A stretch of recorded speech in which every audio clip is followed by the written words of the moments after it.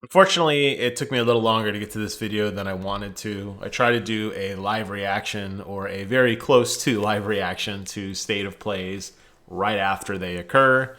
It's no secret if you're a close friend of mine, and maybe if you follow me in other parts of my social media platform, that I'm going through my annual health crisis again, where my thyroid is really acting up on me and it's causing a litany of health issues. So I've been taking it easy. A lot of the videos you're seeing over the last week are videos that I have in the can, just waiting for a time to release.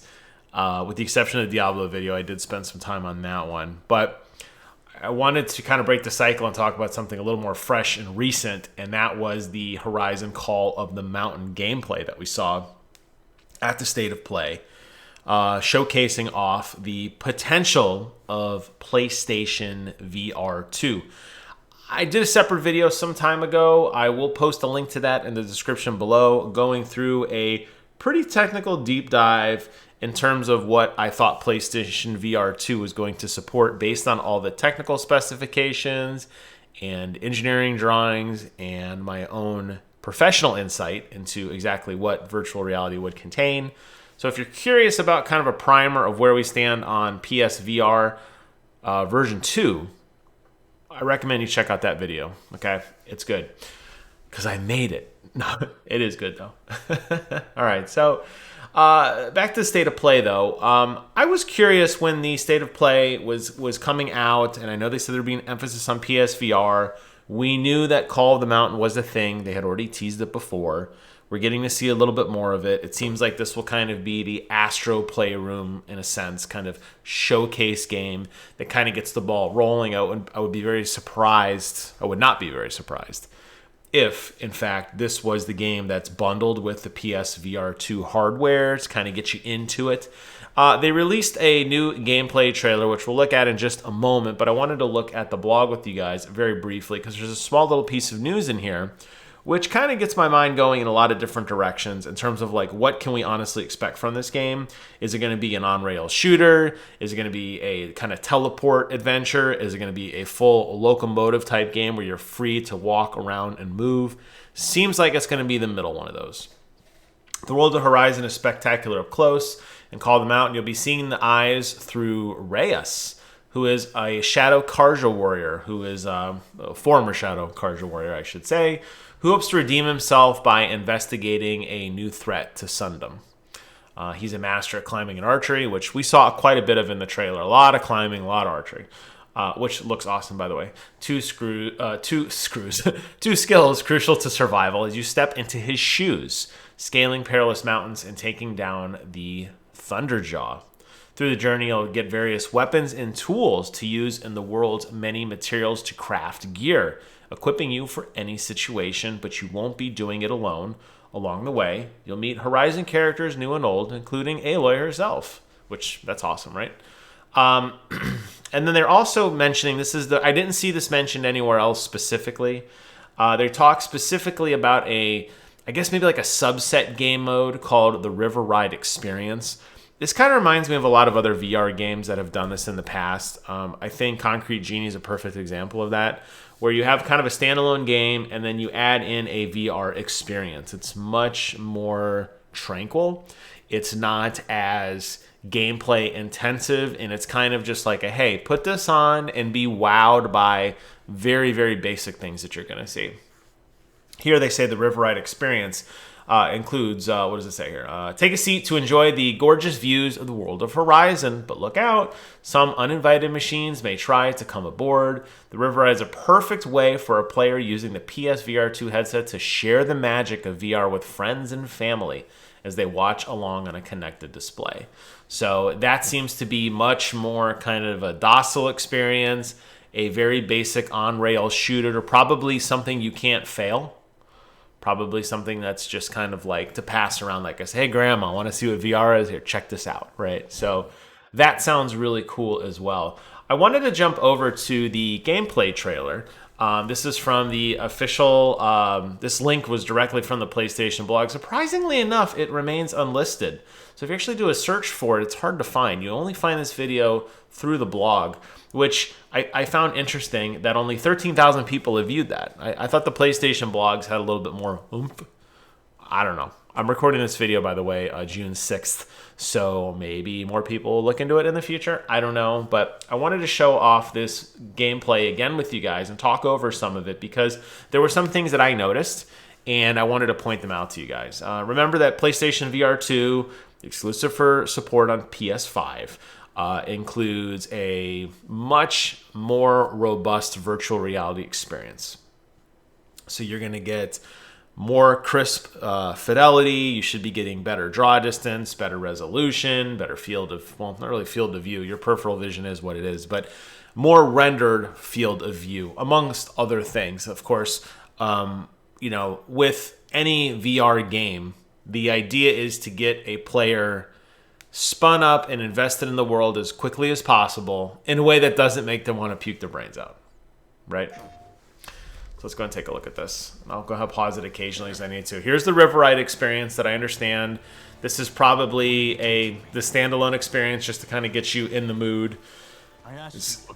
As dinosaurs and, you know, things are going to kind of move by just to give you that, oh my God, that a moment of awe experience, right?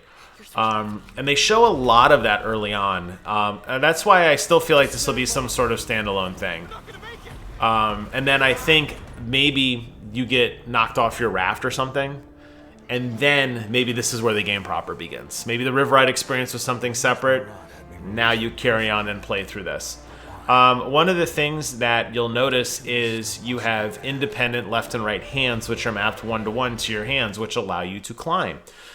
We have seen this in a lot of virtual reality games. This is nothing new. I know I played a metric ton of Skyrim on PlayStation 4 VR, and I loved it. Having your hands to be able to hold your sword out in front of you or to cast a magic spell basically in any direction, like a beam, like a fire attack, was really, really cool. It gave you a much more engaging kind of hook into the world. Like I said, not unique to any virtual reality game, really, or unique to this experience. It's nice to see that PlayStation is including it. I would imagine if this is the case, there are going to be tether points where you're supposed to climb. I would also imagine you're going to teleport or click on the ladder to begin the game letting you know, hey, I want to climb at this point. And then you will begin going through the motion of looking up over your head and probably pressing an action button to wrap your fingers around various rungs or rocks or other, you know, tree branches, whatever, to work your way up structures. I think that's incredibly immersive. A lot of VR games, like I said, they do this point and click animation where you look at something, you press a button, the screen fades out and then fades back in as you shift into a different place. And I think if that's the approach you're going to take, which will probably be these like stationary shooting points or these on-rail shooters, it's nice to throw in little things like this. Probably doesn't seem like a big deal on the surface, but in terms of immersion, in terms of forcing you not to just sit in a chair and look straight ahead, but actually look directly up to see where the next ladder rung is, as if you were really climbing a ladder, or as you're climbing, looking down at your feet or your body, is something that is really, really cool, and I appreciate that. So I'll be curious to see how that plays out as some of these challenges continue. Rope climbing, same thing as well, jumping as well. It seems like there'll be a lot of platforming in this game. Here's where you get kind of a first look at using combat. Now, what I don't understand in this combat scene is you'll notice your character does move very slightly left and right.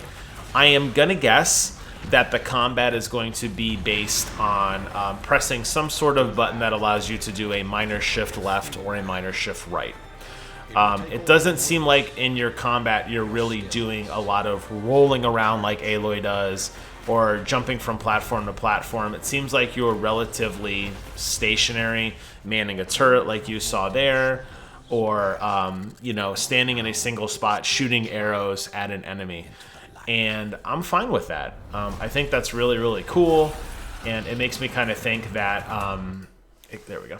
And it kind of makes me think that in the combat scenes, you're not going to get that just normal motion sickness that you tend to get in virtual reality games with full locomotion, where you're running around freely. Think of riding a perfect example. I was playing Skyrim. I'm on the horse. I'm shooting a fire spell off to my right while looking forward to make sure I'm not crashing into anything. Although the horses in Skyrim are so broken, it probably wouldn't matter. I just run over the top of them anyway. But it gets very, very nauseating and very disjointed when the game shows a lot of movement, but you're not moving. And that's why I think you're going to get a lot of these stationary combat scenes. As far as what I could tell, obviously it's hard to record VR onto a 2D kind of a pancake. I know virtual reality gamers refer to 2D gamers as pancake gamers. But my point is, it's very hard to showcase off virtual reality. What you're seeing on the screen is nowhere remotely close to the experience you're going to get. They're trying to fold a sphere into a flat thing. It just doesn't work. So I understand that. And I understand the limitations of what you can expect from virtual reality and kind of what your peripheral vision is going to show and the things you're going to see in the universe. But this excites me. I was kind of on the fence with PS VR2 because I don't play PS VR1 as much as I probably should. I know I've talked a lot before about my eye injury, which kind of flares up from time to time, which prevents me from really getting into it too much. But I really did enjoy my time with Skyrim, and I really did enjoy my time with a handful of games I found incredibly immersive and fun. And I feel like Call the Mountain may be that hook of something like, you know what? Horizon is a phenomenally beautiful, detailed experience. I absolutely adored the first game. I'm working through the second game with my wife. We absolutely adore it. Probably platinum it just like we platinum the first one. And I like where this is going. And I feel like if this game is what I think it's going to be, it would be a reason for me to get VR early on and be an early adopter and say, you know what? I feel like Sony, instead of just kind of throwing anything out there to see what sticks, having a first-party cultivated experience that isn't Astrobots, that is a mature kind of 3D universe that we can kind of lose ourselves into an experience, I think this might be a reason for me to get it. So if all goes well, Sony, you just sold yourself a VR set to me and my wife, because we'll probably want to play this together and experience more of the world. I think looking through the eyes of this hunter and fighting some of these larger-than-life robotic beasts and ziplining across forests and climbing ladders and trees and stuff, I think will be really, really rewarding and fun. So Call the Mountain. I mean, I think it's something not to sleep on. If you're a fan of VR, this seems to be like a very tailored experience for what you can expect to see from PS VR2. So that was my thoughts on that. I don't think I'll be doing anything else really specifically on State of Play. This was the one thing that really stood out to me, and I wanted to get my thoughts on paper, so to speak. I hope you guys found this video interesting, and maybe it makes you rethink what you want to see out of a VR experience. Maybe not. Thanks so much for watching. Take care of yourselves, and until next time, I will see you guys on the other side.